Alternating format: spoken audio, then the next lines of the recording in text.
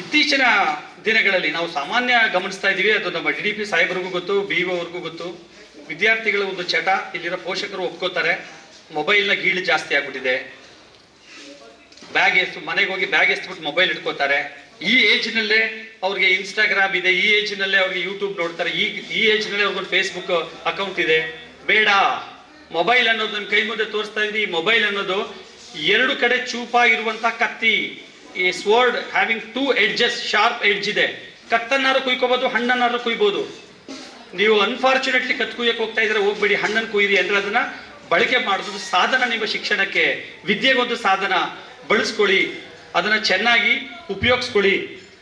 ಜೊತೆಗೆ ನಾವೇನೋ ಈ ಒಂದು ನಿಮ್ಗೊಂದು ಆದರ್ಶ ಹಾಕಿ ಹೋಗ್ತಾ ಇದ್ದೀವಿ. ಆಯ್ತು, LG ಅವ್ರು ಬಂದ್ವಿ, ನೀವು ಕೊಟ್ಟಿದ್ದ ಐಟಮ್ಗಳನ್ನೆಲ್ಲ ನಾವು ಕೊಟ್ವಿ.